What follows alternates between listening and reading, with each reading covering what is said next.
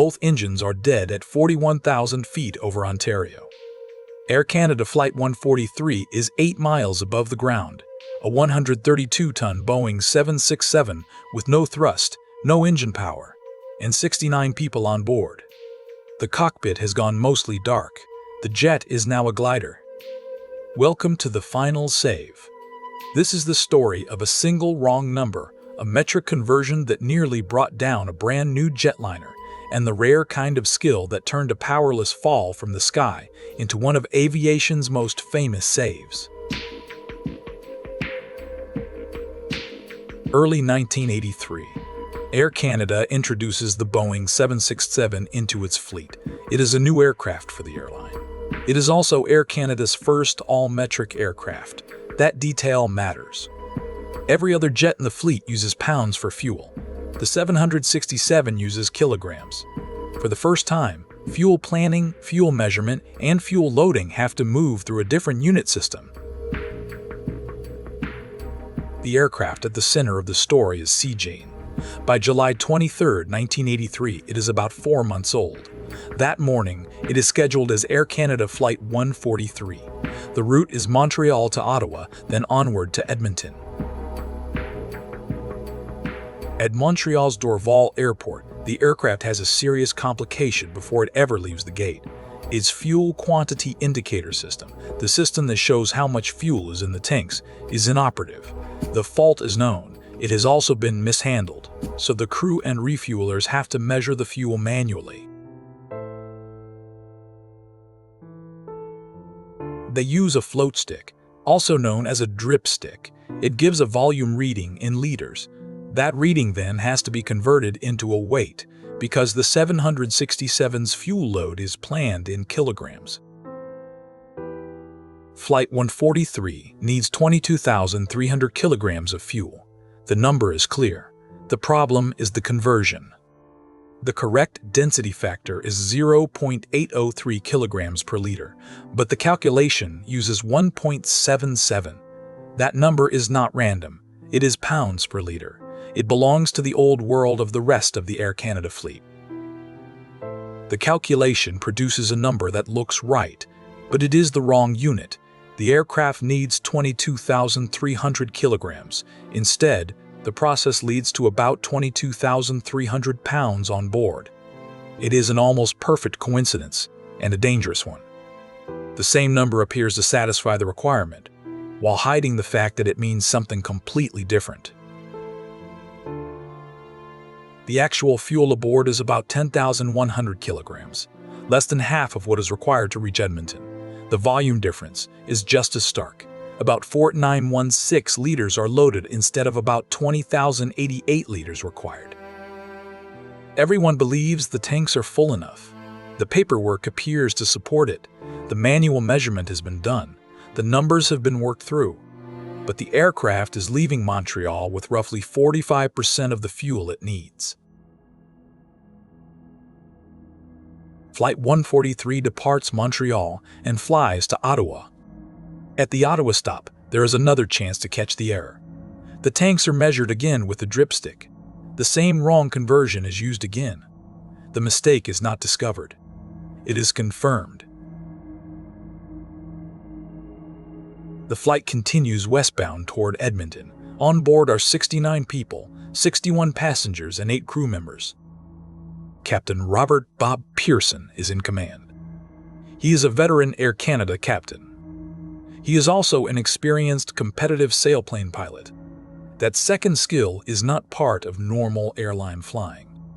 It is not what passengers think about when they board a Boeing 767, but later that day, it will matter more than almost anything else.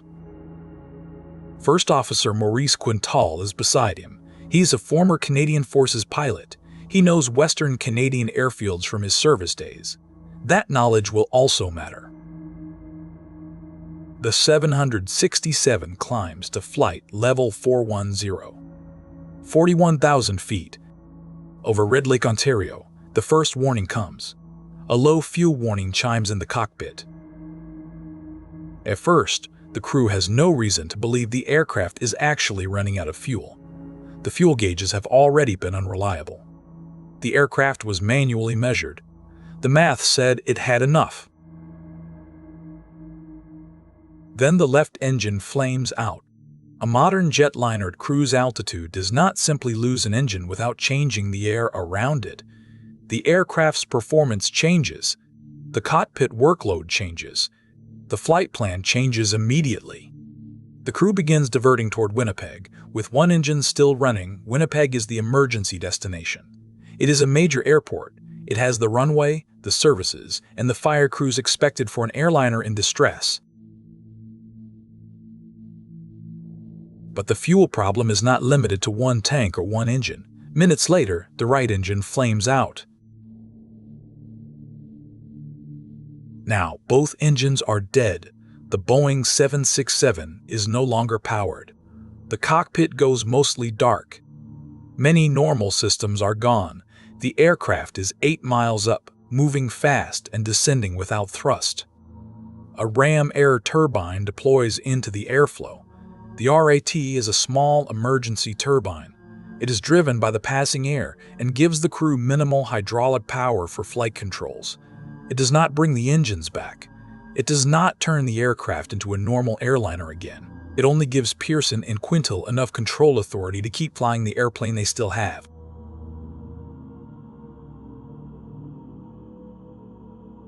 At altitude, a clean Boeing 767 has a glide ratio of about 12:1. In theory, that gives roughly 100 miles of range with no engines. But theory has to become cockpit math. The crew has to know where they can actually go. First Officer Quintal calculates the glide range. Winnipeg is too far. That calculation narrows the world. There is no engine restart. There is not enough altitude for the planned airport. There are 69 people aboard a powerless jet, and the aircraft is descending every second. Then, Quintal remembers another place, RCAF Station Gimli. It is a former Air Force base in Manitoba. Quintal knows it from his Canadian Forces service. It is closer than Winnipeg and it has a runway. The crew turns toward Gimli. From the cockpit, that decision is about survival range. Gimli is a place the aircraft can reach, but the crew does not know what Gimli has become on the ground. The old base is no longer operating as a full military airfield. Its runway is part of a motorsport park. On July 23, 1983, a Winnipeg Sports Car Club race day is underway. There are cars there. There are families there. There are spectators on and beside the old runway. The emergency landing site is not empty. Flight 143 is now descending toward a strip of pavement being used for something completely different. The people on the ground are not expecting a 132-ton Boeing 767 to arrive without engines.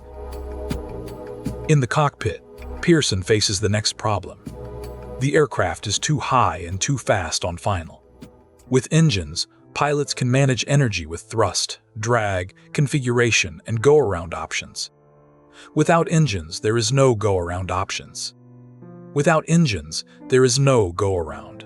Every foot of altitude and every knot of speed has to be spent correctly. Pearson's glider experience becomes central. In a sailplane, energy management is the flight. A pilot learns how to trade altitude, speed, distance, and drag without relying on an engine to fix the approach. Pearson uses a forward slip, also called a side slip. It is a control crossing maneuver familiar to glider pilots. The aircraft is deliberately put out of its normal coordinated attitude, increasing drag and bleeding off altitude and speed. It is almost never used on an airliner.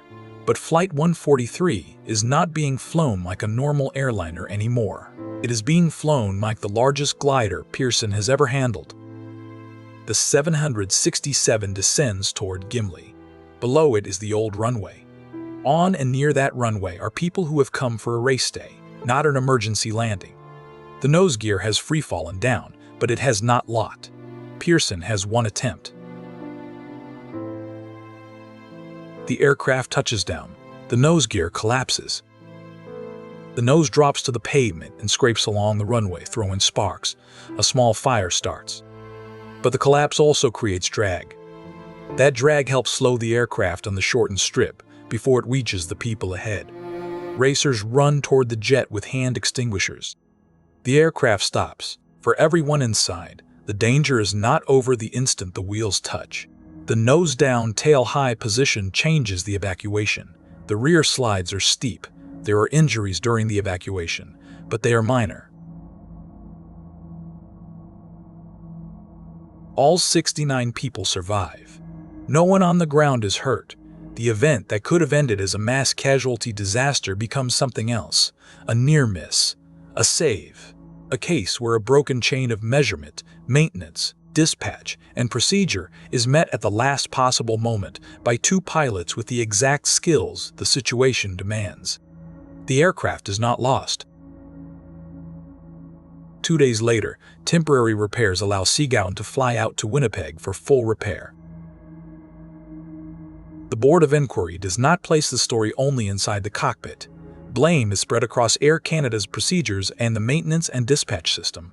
That matters because the failure was systemic. The fuel gauges were inoperative. The manual measurement process depended on correct conversion. The aircraft was all metric while the rest of the fleet still used pounds. The wrong density factor was used in Montreal. Then the same wrong conversion was repeated in Ottawa. 3 maintenance workers are later suspended. Pearson is demoted for 6 months. Quintal is suspended for 2 weeks. But the larger shape of the story changes over time. The same crew first disciplined for the event is later honored for the airmanship that saved the aircraft and everyone aboard it. In 1985, Pearson and Quintal received the first ever Fédération Aéronautique Internationale for outstanding airmanship. Quintal is later promoted to captain himself. C-GAUN earns a name that stays with it, the Gimli glider. It returns to commercial service. Not briefly, not as a footnote. It flies for roughly another quarter century. In January 2008, after about 25 years of service after the incident, the aircraft is retired. By then, the nickname is universal. Several of the original crew, including Pearson and Quintal, are aboard its final flight before it is ferried to desert storage in Mojave and later sold at auction. The numbers remain the simplest way to understand how close the disaster came. 1 wrong conversion factor. 1.77 pounds per liter, used where 0.803 kilograms per liter was needed. 22,300 kilograms required. About 22,300 pounds actually loaded. No engine power at 41,000 feet and 1 old Air Force runway, remembered by a first officer who knew it still existed. No one on the ground was hurt. The aircraft was repaired, returned to service, and flew until 2008. Air Canada Flight 143 became a permanent lesson in aviation because it holds 2 truths at once. A single unit of measurement nearly cost 69 lives, and when the system failed around them, human skill closed the gap. 69 people aboard, 41,000 feet, everyone lived. Suggest another disaster or near miss. You want the final save to investigate.